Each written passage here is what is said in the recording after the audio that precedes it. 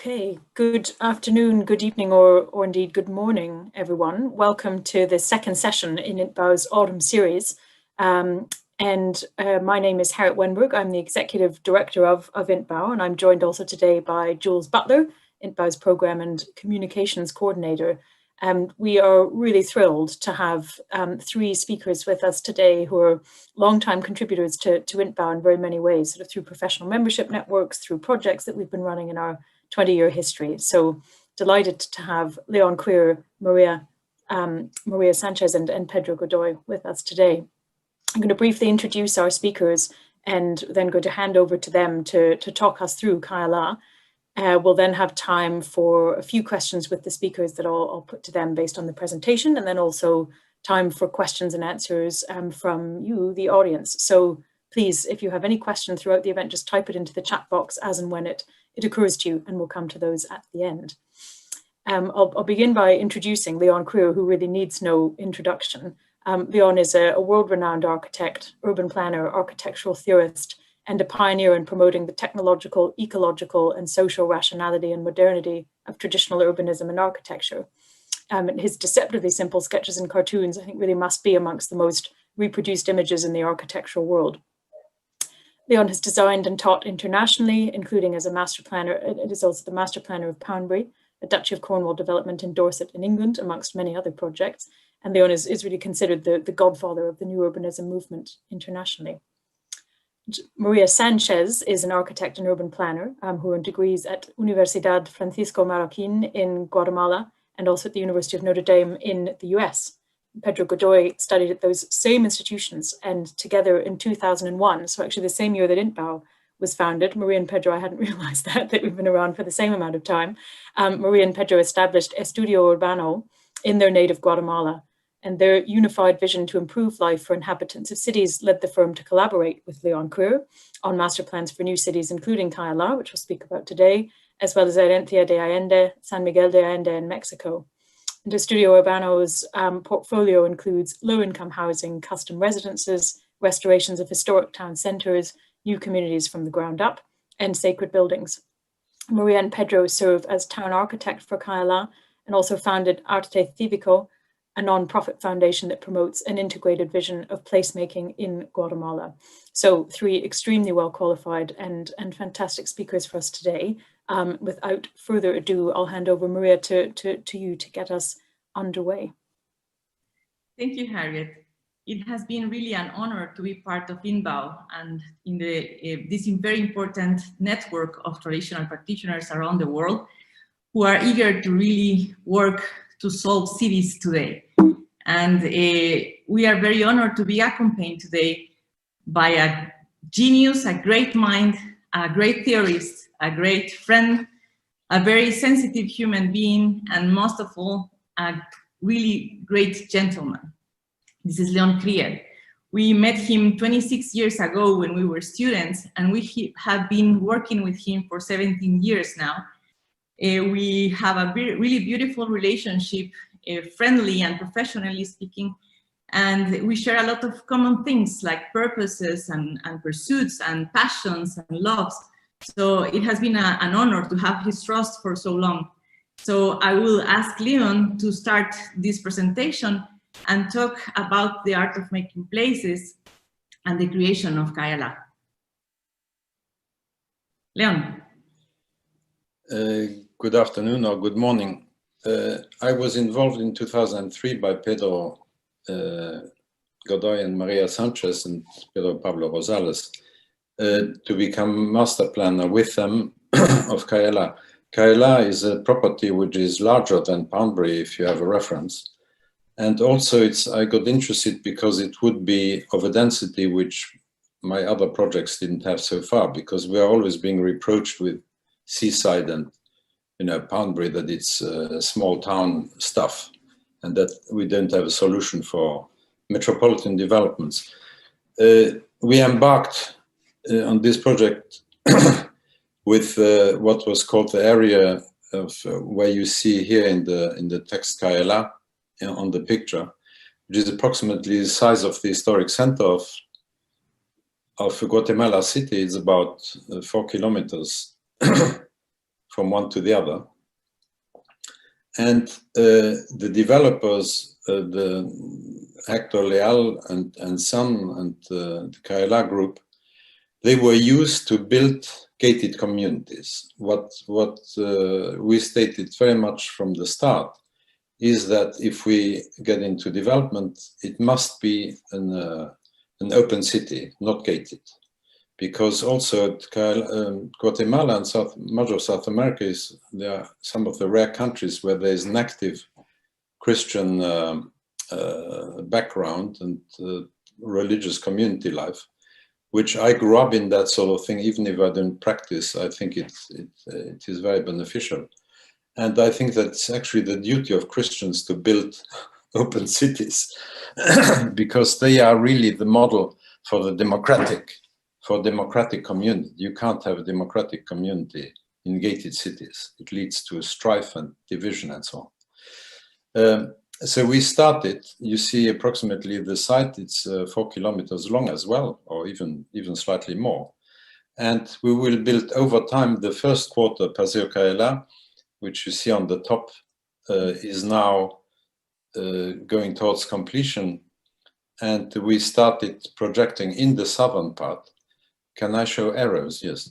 This is where Paseo Cayalá is the first quarter. And we plan now this is 400 meters higher on a very important route, another quarter, a hill town, and then another urban quarter here. And lately we plan another quarter there. Next image, you will see the original sketch. If we, yes, the original sketch, which was, you see, a spine of several quarters, which span virtually 4 kilometers, and a height of an altitude difference. I tried also to include here on the left gated communities, but this is future music, because as you know, in South American societies and United States, there is a very strong tendency of the wealthy class, out of fear and all sorts of motivations, to lock themselves behind gates. I think it's a disastrous development. And I think people who are politically aware should openly speak about the danger of gating communities. But we won we took time with the Cayalá family, with the Leal family, to convince them. And I said, it's really your Christian duty to do this. It's not just, a fashion or fluke, because it is the city which really creates the urban space in which democracy will develop. And if we go back just one, the other thing, one is to do small, instead of having one large project, to have a site which at least has 4, 5, 6 quarters of a traditional size, which you walk in 10 minutes, you walk across. This idea originated basically with people like Otto Wagner or with Eliel Sarin. I have written about this. They are important theoreticians who in the 20th century developed this idea. I grew up in a town like that, so I have experience of it. Almost all people who grew up in traditional towns know this, and it's about to be forgotten because the society has been motorized in the last 60 years to such an extent that most people have actually forgotten what a walkable city is about. They just know pedestrian areas which have to do with shopping malls and so on. So that's a major concept, that you do not have a quarter which is bigger than 33 hectares or something like that, about 70 acres. And that these several quarters are linked by a central spine which is mostly basically pedestrian but can still be used by cars. So we pave wall to wall, and by having this paving wall to wall without pedestrian sidewalks, the traffic is by itself disciplined, because people just react differently to a shared surface than to when you have an asphalted parallel strip with parking on left and right. So once we establish these pedestrian areas, which are necessarily of a mixed use and hopefully of a mixed income, and this mixed use and mixed income which ensures programmatically also a great diversity of architecture. because it's functional zoning, utilitarian zoning, single-use zoning, which destroyed architecture as a program, because you have monotonous, repetitive programs which necessarily produce repetitive and monotonous and in the end cloned and industrialized consumable objects of an immense size. So once we establish that network of and linked in between them, you then see that we have a program here which is really excessive in density for what the existing network of Guatemala City can carry. So from the start, we created, in red, you see the major traffic routes now existing, and in blue are those traffic routes which over time, that may take 20 or 30 years, need to be completed in order to really go towards a metropolitan large-scale network which allows traffic routes to carry the densities which now not only the plan de ordenación territorial allows, but promotes. And I think it's really what the plan de ordenación territorial is excessive, and to my taste is almost criminal. And the Léon family decided that we won't do more than 40% of what we would actually be allowed. So these are very important steps which you see very rarely talked about, but which are of very large political and community interest. If we go next. So that was the original sketch. And then we have the first quarter, which is the Paseo Cayalá, which has basically a Cardo de Cumanus structure with a high street going from, you enter here, you have a Cardo de Cumanus, more or less, and then you have different smaller areas which are developed. You will see the diagram later, but that is the most important structure, this cross. And we started with a very low density, which was initially similar in parts to Poundbury, but then over time this became so successful that we have now densities which are 2, 3, 4 times more than Poundbury. And this was possible because the Léon family decided to build most of these areas as underground car park, whereas these are mostly houses which have a muse type system like we have in Poundbury or most new urban projects in the United States. Next.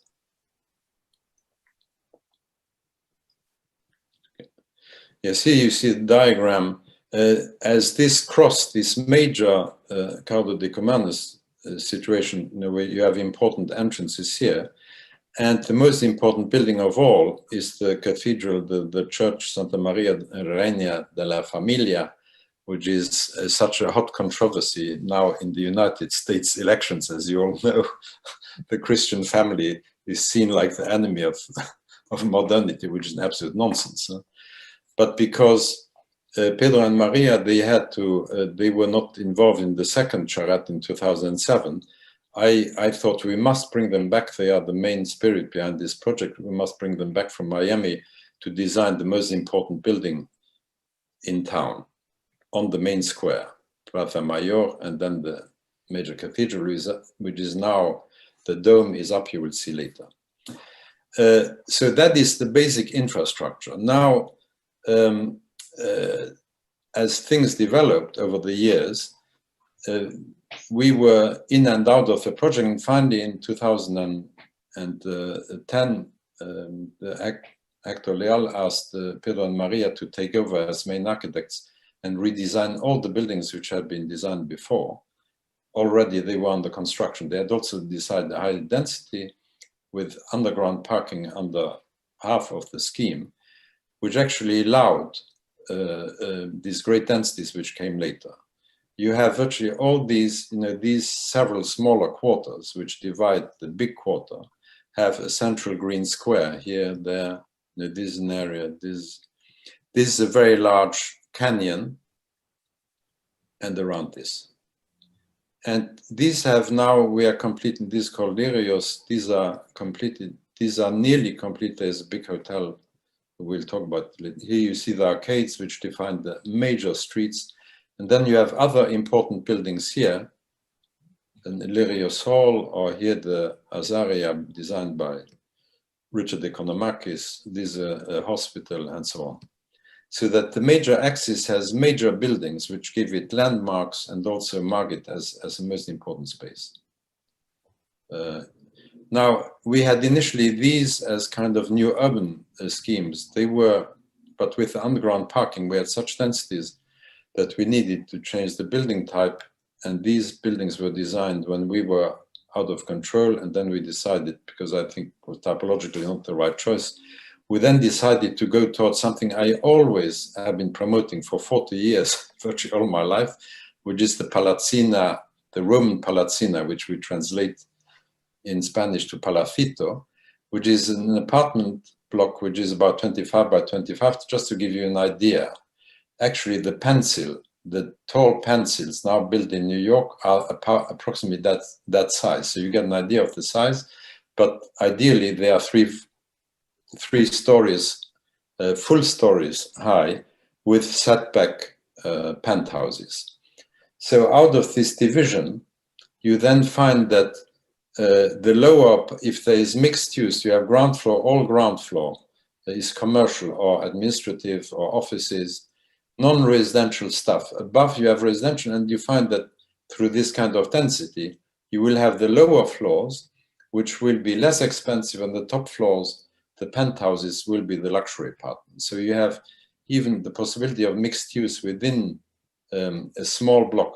This Palazzina was really the building in which Roman bourgeoisie is residing in the last century, and is a formidable building type, which is much more interesting than normal row houses. So here you see the major public buildings, Azaria, the cathedral, and so on. And this is a very large cinema, a Cinemax or whatever it's called, around the major square. Next. This on axis, the Leal Tower, we thought was very important that the developers themselves have a strong symbolic building, but which is also a landmark. So we are not for skyscrapers, but when we use skyscrapers, when we are actually forced to use them by the enormous density, which the success and also the Plan de Ordenación Territorial allows, that we will have skyscrapers which are not only strong landmarks of special use and also being extremely beautiful, because beauty of skyscraper is the only damn thing which can possibly legitimize buildings so high or excessively high. I think I'm done, huh? No? There are some more. I have said most of the things I want to say. So. Okay. Maybe part of the Palacitos. Yes, the Palacitos here, you see this is the fashion district, which we wanted more for mixed use, but because it's really an experimental scheme, and I was very adamant that we tried this building type. And I think it has proven that it's the right thing also for Guatemala, and we have now planned for the next phase, you will see many more of these, and these are now built. And they're really interesting, much more interesting than even I. Because in Rome, you don't have, the Palazzina, which was planned in the Piacentini and Giovannoni plan of the 1920s, never developed an architecture really which was adequate for it. It's either too monumental or became, after the war, it became banal and just developers, nonsense. Huh?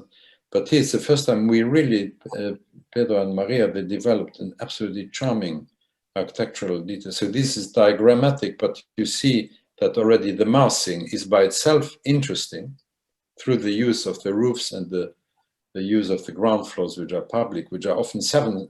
Can you imagine in England building 7-meter tall ceilings for the ground floor? It's unthinkable. So it's quite grand. And so we have really material to design architecture, which has also a sense of grandeur. Next. Okay, so with all of this in mind, it's been really 17 years since we had this charrette that Léon mentioned in 2003. And I think nobody imagined that when we invited you that this was coming. And that actually the client will have the courage to pursue all of these ideas, or these wonderful ideas.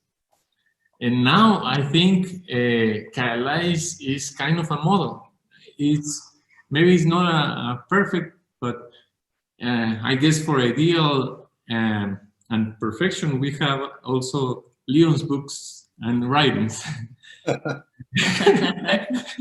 But it's been really interesting to deal with this and how to have a model to do an urban quarter for a city in modern times. This is what I think Cayalá is about, and the creating of a street that sometimes you feel this is really obvious that you can line up some buildings and create facades that make a continuity.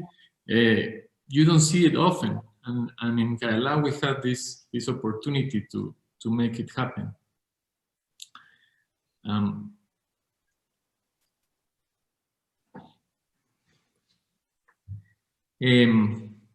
There are many layers that inform the architecture of Cayalá, and private buildings and also public community buildings are something that is an ingredient that has been in the constituents of this urban quarter from the beginning. As Léon mentioned, the market tower that he designed and the Azaria Civic Hall that Richard designed, and we are also doing this church, and they are really getting the most important moments in the sequence of the main street, or the squares are reinforced, the views are reinforced again by these buildings.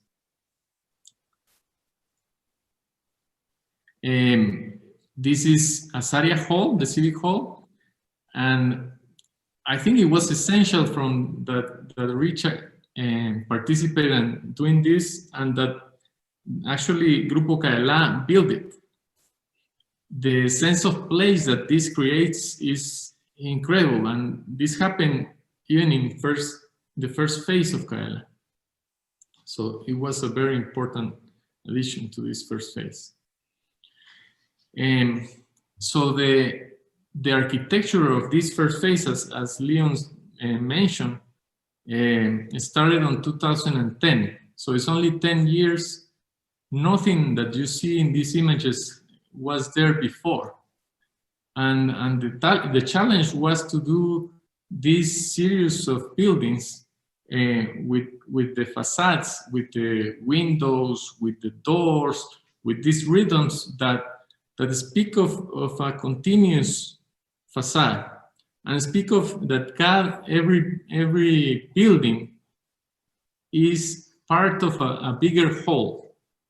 They are not only, the composition is not only for the facade itself of a single building, but a whole streets and blocks have a continuity into them. You see these buildings are the design, these watercolors are the design for the entrance to the main street and the first phase. And this type that Léon mentioned was the first type that happened in the Cayalá. This happens along the main street, and we have a type that is 3 stories with arcades or wooden porticos surrounding the main street, and is a mixed use with retail in the first floors. You see a built example of this. This is the one that is to the square. You see the arcade, sometimes used by the restaurants for tables and really defining the streets and the squares. One of the arcades. And the detailing, we had the opportunity to explore the idea of following the tradition of the Guatemalan architecture, that basically a lot has to do with Antigua Guatemala, this Spanish tradition. And we founded the precedent, very strong precedent there, that we can get even some atauriques in the plaster and to embellish the buildings. We still have very good craftsmen in wood, so we are allowed to make beautiful details, I think. And also the idea of doing the fabric buildings, but very consciously creating a place and making the idea that every building has a purpose and is due to the urban context. So, for example, this building is next to the boulevard, but actually makes the gate to the main street of Cayalá. So we wanted to celebrate that by this corner tower, and you see how it works. Also, this is a mixed-use three-story building. There is other kind of buildings that are a little more important, even if this is commercial, but it's the cinema.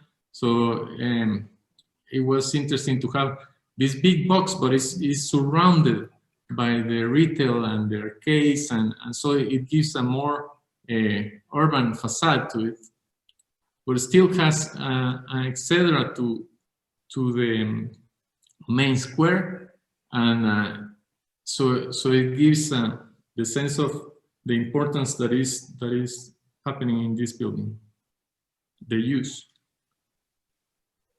As Léon mentioned, also we have the single-family houses. There is these different scales that are happening in the same quarter. So I think it's important. This is the edge, and we have the clubhouse there. A few designs, a few types. Some bigger, some smaller. All of them having these kind of details, traditional details, follow the architecture of tradition of Antigua. You see a corner window, sometimes that you see in Antigua, and the wooden balconies. And the difference in scales and the green, and this gives a lot of variety to the place. This is what Léon was mentioning about the palacitos type. When we thought we had everything under control, the client said this is a complete success, and so we need to have more density. And this is where we got the opportunity that Léon brought the palacito type in order to accomplish this. And to organize the palacitos, we also had to have a parking below, an underground parking. But we really wanted to preserve of course, the character of the organic urbanism that is so wonderful that Léon had in the master plan, and he enhanced this by forming the streets and squares, but with these palacitos that are modular actually. Is modules of 3x3s or 2x3s modules that also work in the parking lot, in the parking underground. Here you see an example. So the types is like retail in the first floor, 2 stories of apartments, and then the terrace on the 3rd floor, which makes the scale of the street look nice, the proportion to the street, and also gives more light to the street. You see some sketches of this getting into shape, and how is the first ones that are built already, and these ones are to the boulevard that are happening, and it really works. I think the idea of having this setback and to have still a lot, to be able to pack a lot of the densities that the client require. Also, to preserve this, we had to maybe in one of the corners put a little more density, but even though we had this density, still we had the third floor terraces, and we had to, we wanted to really make relate to the urban context. So I think it works really wonderful.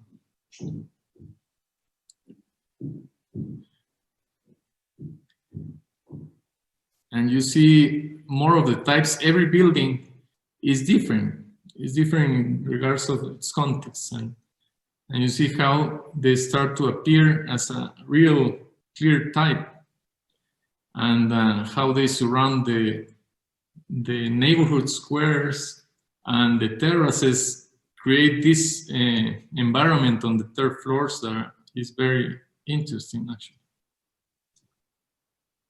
And of course, everything in Cayalá is about the community and people.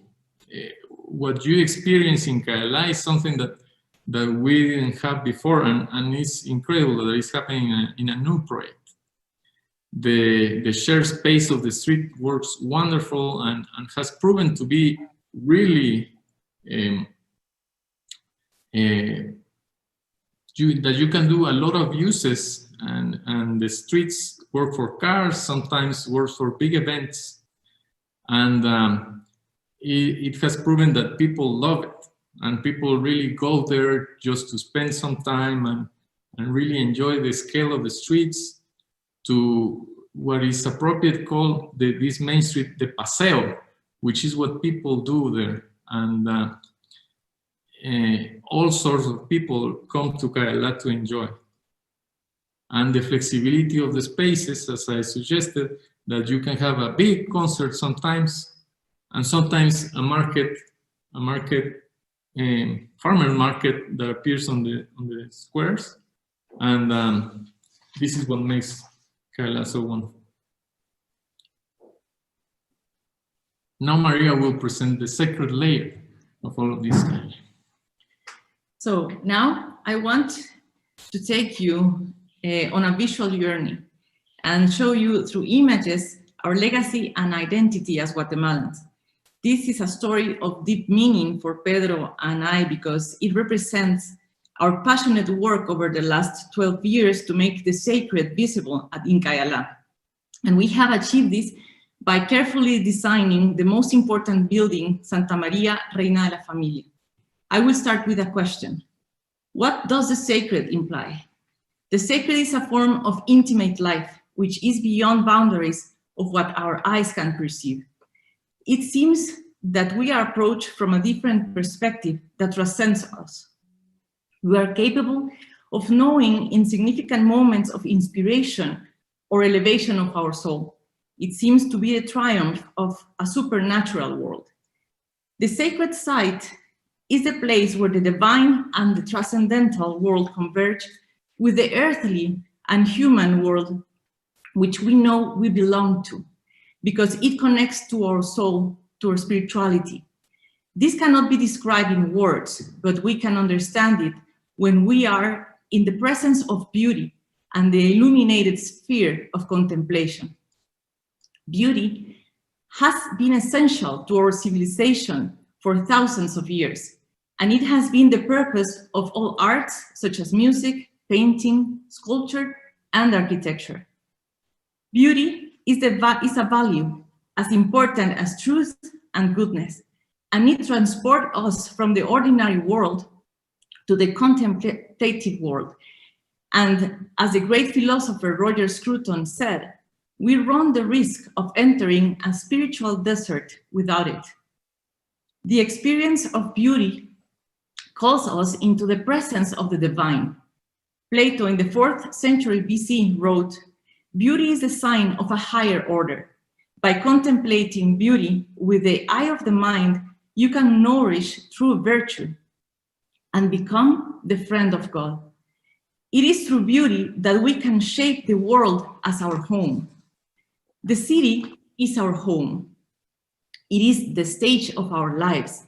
In it, we live and celebrate who we are, what we believe in, and what we think. This close interaction between the material and the immaterial is evident in it. All cities built before the 20th century had an evident manifestation of the sacred in their core. And with it, they express a particular and universal way of being. They represent a place where man could feel like citizens at all levels.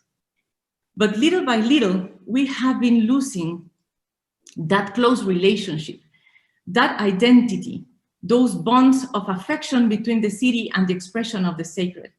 We have reduced our lives to the simple utility and functionality, uprooted and lacking a clear sense of meaning and beauty. Now, the sacred is hidden.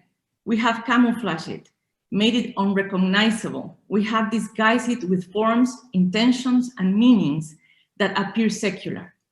That is why it is essential today to question the relationship between existence and inhabitants, between man and his built space, to generate places that elevate our soul, our spirit, through architecture.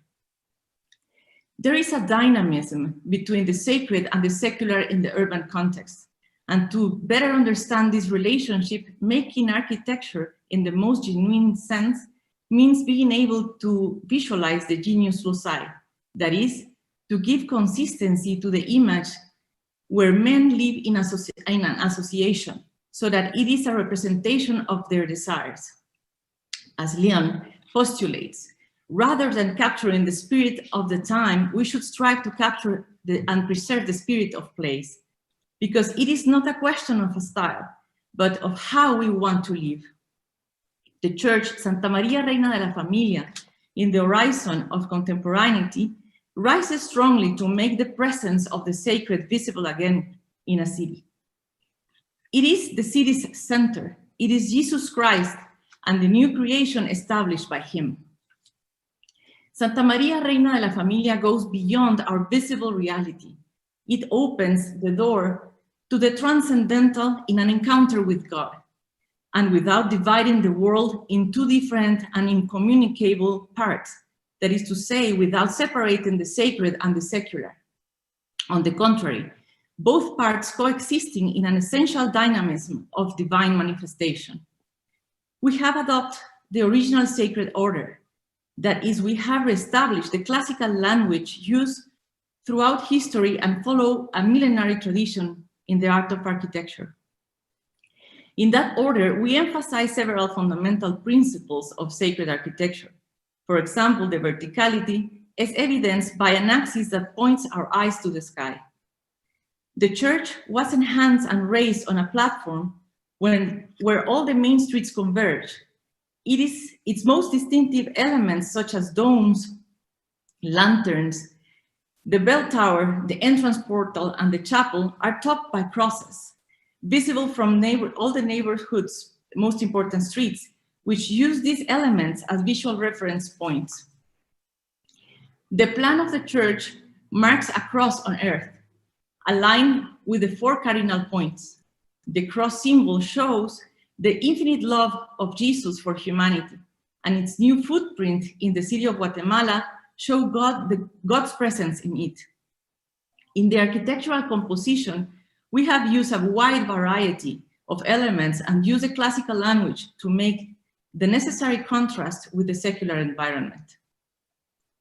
The geometry creates order in elevation, in plan, and in section, thus creating an interesting volumetry with harmony, and with a simple and delicate balance between the proportion of its parts and the whole. Its tectonics expresses the poetics of architecture, that is, the constructive logic. The directionality is emphasized in the urban design. It starts with a journey that begins the main street, which arrives the main square. You go up to the atrium, you pass through the portal, which opens a door between the ordinary world and the transcendental world, like a triumphal arch. You continue through the central nave, the transept, the altar, until you reach the most important, the focal point, which is the tabernacle. This journey is also enhanced when you return to the ordinary world. Directionality implies a path, a procession, and arriving at our church reminds us of the beautiful journey we all have in this life. A path with a fascinating spiritual journey, a journey of pilgrimage. The church is only one part of this city, but it expresses the journey in its entirety. And the last of the tangible principles in the design of the sacred building is the iconography, the invisible reality of Santa María Reina de la Familia that represents its fundamental essence. And I finish by saying, we know that God is love, but you may ask, is he beautiful? And the answer is no, because he is beauty itself. Thank you. Very much, Maria, Pedro, and Léon. Is that, I don't want to interrupt. Anything more to add, Pedro? Is that, or shall we move into discussion now? No, yes, please. Perfect, great. Well, many thanks again to all three of you. There are lots of points, obviously, that's raised, and just whilst we wait for some more questions to come in on the chat, I can see we've had a few already. I'll pose sort of one or two of my own. So the first I was wondering is, obviously, buildings that have been very, very finely crafted with the sort of level of ornamentation, and sort of looking at the Mudéjar revival buildings that you showed, I can see sort of column capitals even on this picture of the Paseo that we're looking at here, and then certainly with Santa Maria, with the church. Were there particular craft techniques, sort of ways of using materials, of adapting that you found that are still used all over Guatemala, so it was very easy to find the craftspeople to produce those, or has Cayalá helped to possibly to revive some uses of materials and detailing and ornamentation? How has the craft side of things worked? Well, yes, I think we still can find a lot of people that wants to do craft, and actually they really enjoy it. Cayalá is a project that from the beginning you see people that were working there that they really felt proud of what they're doing. It was not a simple construction, but actually they were doing something special. This is the feeling that we had, and really it was an intense process of construction, like 2,000 people working in the site at some point, and it was in a rush, and the first phase just one year. So the craftsmen were there, and when you explain how to do things and the moldings, and they were really eager to participate. Yeah, yes, I'm sure. And you're sort of, with a project like this, you're creating the demand for that expertise, for that craft expertise, I think, as well. So hopefully those ways, those methods of working can continue and be brought into other developments within Guatemala too.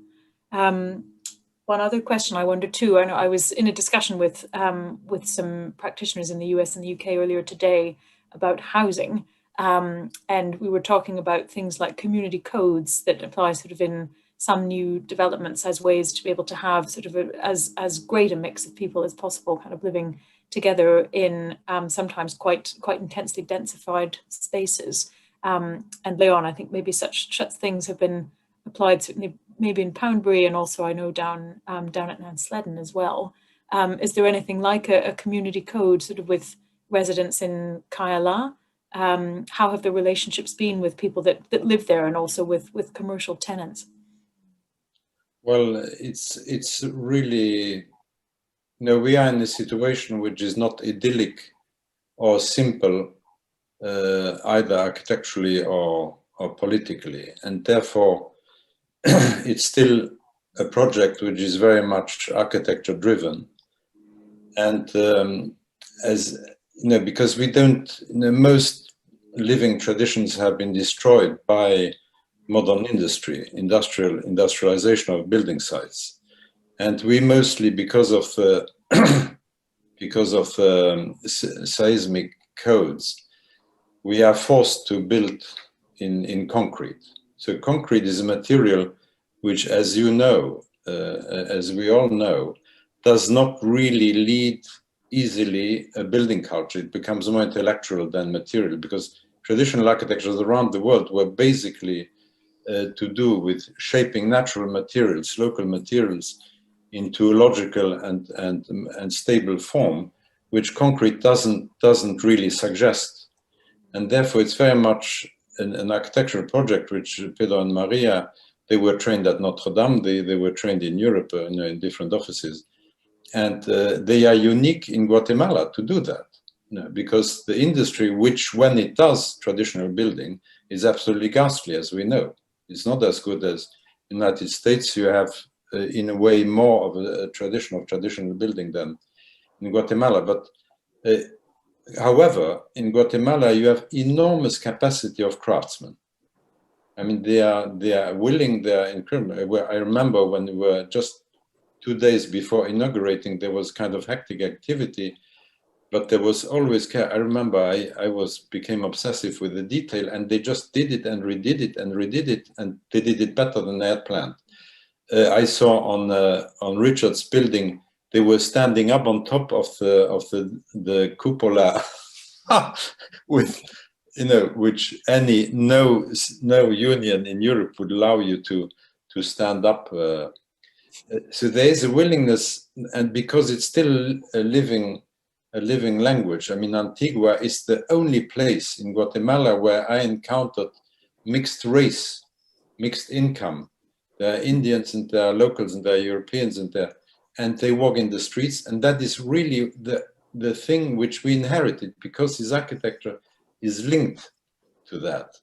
We started from the beginning to talk about establishing a craft school like we have in Poundbury, and it's very difficult to do that. So the people are being trained on site.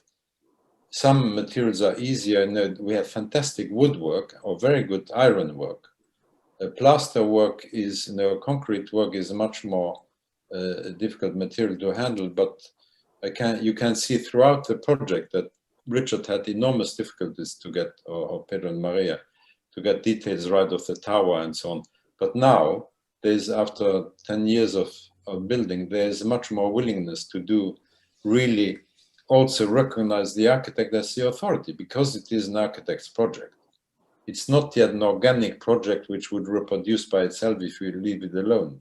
I had this unique experience in Belgium, where I abandoned the project 10 years ago with Andres Duani. We gave up because politics were not right, but there were some people who had been trained in Brussels by Maurice Culot or whatever, and they carried on, and it's just as good as Poundbury, because it reconnects with the tradition which people know and which people love.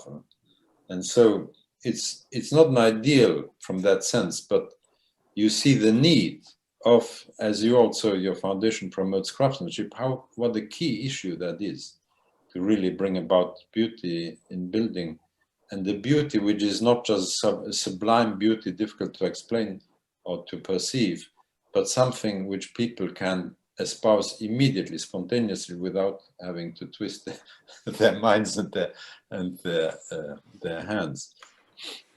Yeah, and also there is a kind of a feeling pride of the work this craftsman does.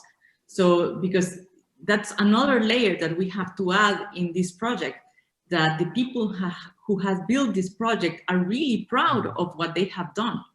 And that's something that is very special, because it's a way to connect your spirit to the place. It's like you love the place, you love it because a lot of layers that it has, and to be proud of the work you do is really amazing.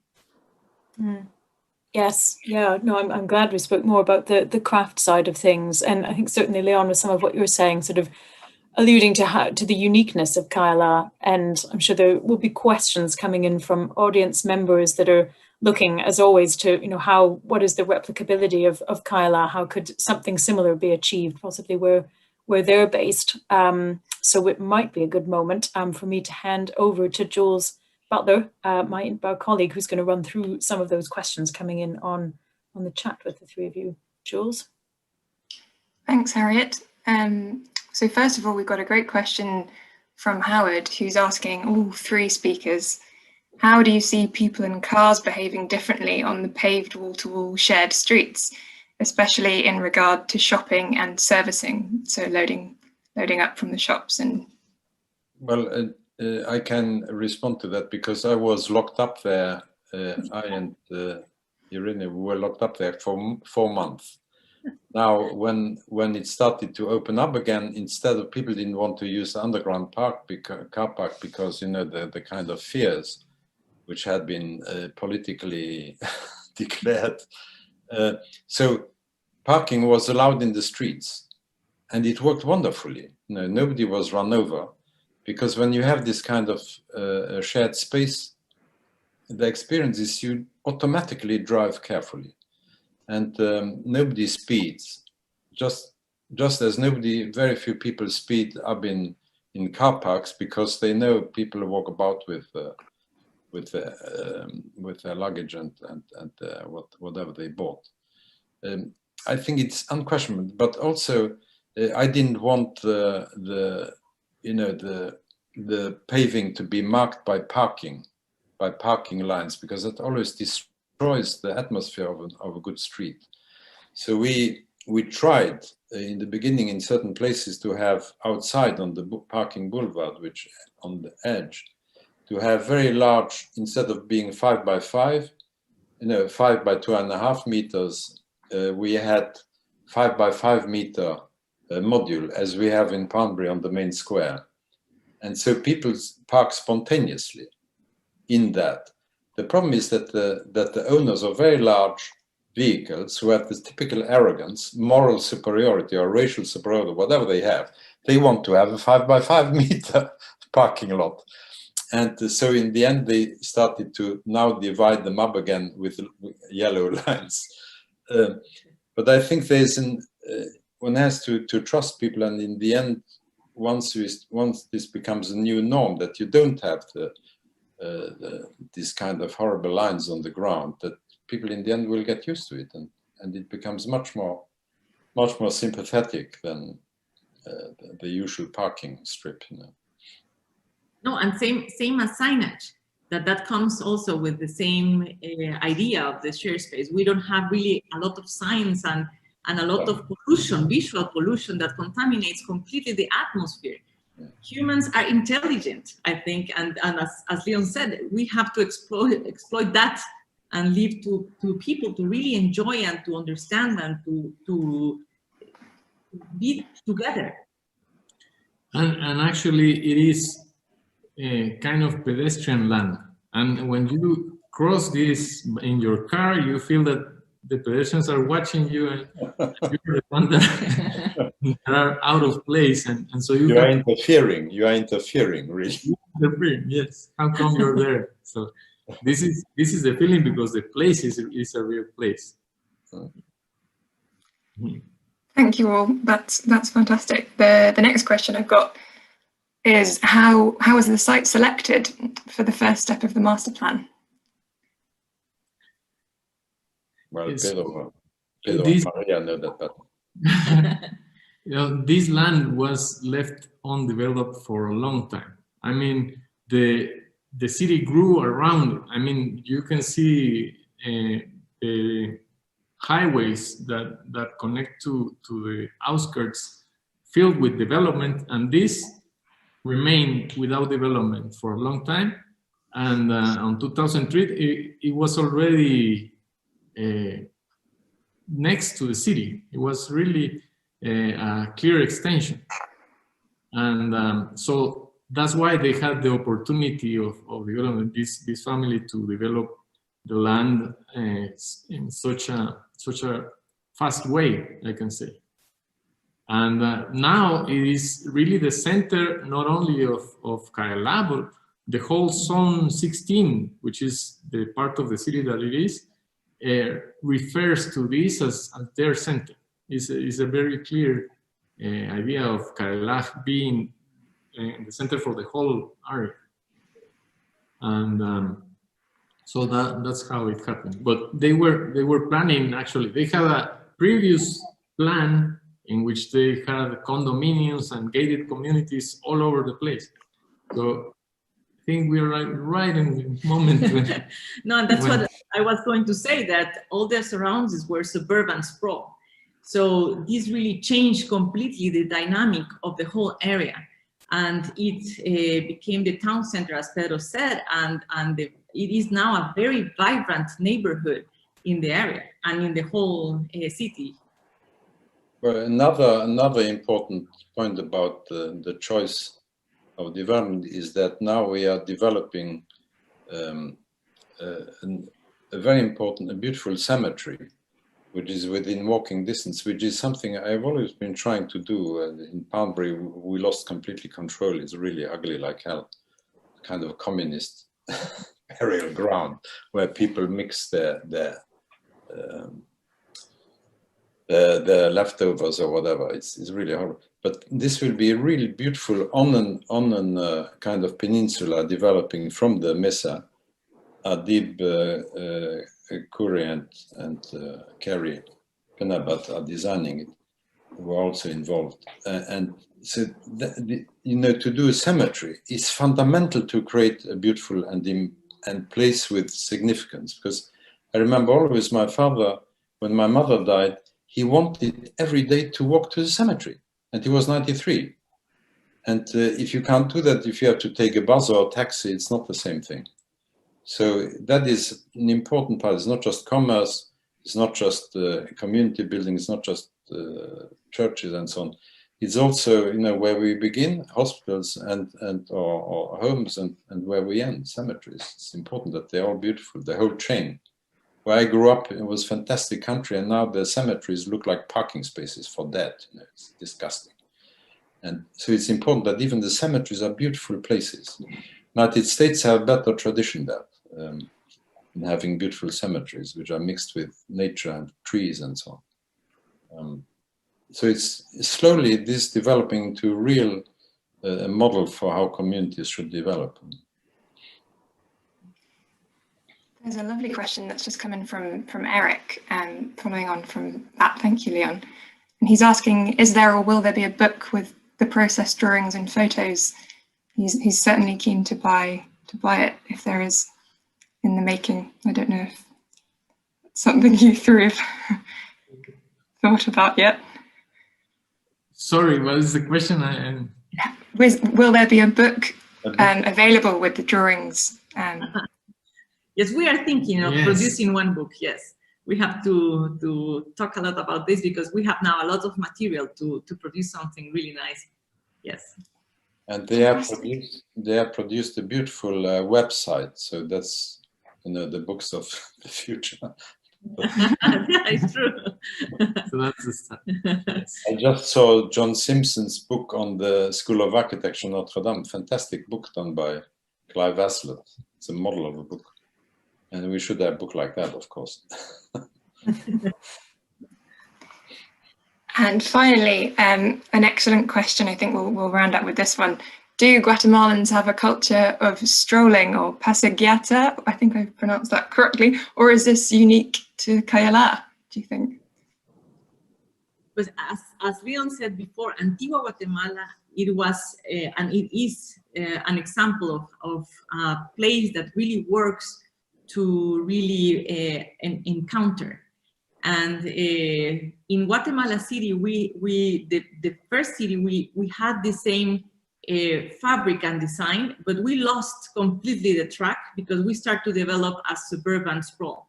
So we really were like cut from this enjoyable way of living. And Cayalá really unite these conditions, and now people are really enjoying to spend time here, to visit, and the people that are very lucky to live here too. So, and we have so many universities around, so the students come here in the afternoons, and it's like we are really trying to make Cayalá as a new example and model that maybe in the future we can reproduce. But it is for the last 10 years a unique site. Well, I noticed that a lot of parents leave now their young children there because it's one of the safest places. We lived there for 4 months, locked up, and we walked every day at least an hour on the different promenades. And that's just the first phase. So it's very important that a large development like that has lots of prominence, because that's the health of the future. You know, you have to walk, walk, walk. As you get older, you see how important it is to keep walking. And that, unfortunately, in Guatemala is not a tradition which is very strong. In Central Europe, in Germany, in Luxembourg, in France, you can walk anywhere into the country. England is very close to walking. Guatemala has almost none of this. And so to have finally a place where you can walk for an hour without having to cross major streets is terribly important.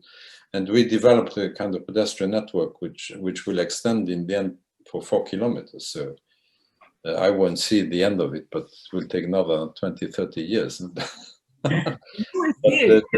will see it. No, I didn't want to see another 30 years with these idiotic politicians dominating and tyrannizing us. I mean, it's ridiculous. No? It's very disgusting.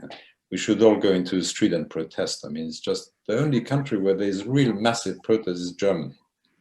Follow Germany, but the protests are not reported in the major news media. It's scandal, absolute scandal. I mean, Cayalá is a place to protest. It's a public spaces. That's what Take off your mask. It's a travesty. The mayor, we had a visit when Léon came, and we visited him, and he was really eager in a way to reproduce the model of Cayalá to different parts of the city. He said, we have to do the Cayalá effect in other places of the city, because he realizes that really makes a community around it that is more secure, and it has a more sense of place, also gives more sense of community. And he's trying this in places that are really even dangerous because of the social realities of the place.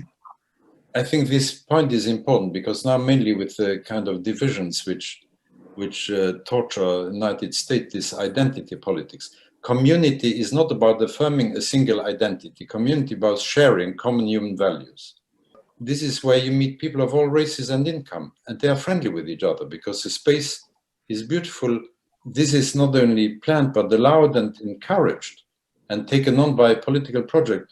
It's not by chance that the mayor is also very interested in Christian values. So, I mean, it's not my cup of tea, but I think it's a heritage which is important to maintain, of good behavior, of respecting every member of the human race, and not dividing us up in the rich and the poor, and the handicapped, and the cyclists, and the four-wheel drive owners who hate the cyclists and pedestrians. They want to run them up.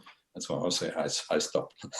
No, and you said it, Léon. It is an open city for an open society. So that's it's destroying the democratic society. You know, what's very important is this latest findings of Harris poll done by the National Civic Art Society of Washington, D.C., where it seems that classical architecture is virtually the only thing which in the United States unifies the electorate. 73% of Republicans, 70 of Democrats, and 72 of independent voters want classical buildings for federal buildings. It's fantastic. Oh, yes, it is. You know, what else unites the United States now when you listen to the news? It's very important architecture. No, and I think that the success of this new development is, say, you can really be like understand it by the success, by the people that visit the place. So I think that people are important in how they use the place. If Cayalá has not this beautiful effect, we won't have people in there. So we have Maria, tell the story of how Hector Léon reacted when you showed pictures of the sleeping full. There was a criticism that Cayalá was made for rich people. So with the pictures that we showed to you, he responded to me, okay, so it is really great that we have a lot of rich people in Cayalá. From all over. One also important aspect about building community, the church that you see there is not built by the owner of Cayalá or the developer. is actually built by the community. So they are raising funds into building the church, and this makes a real church actually, because it's for everybody, and they feel very proud about it, and how it's going really fast, and hopefully December it will be finished, and it's an important aspect how a place joins the community together, or gets the community together. The church does that. Thank you very much, Léon, Maria, and Pedro.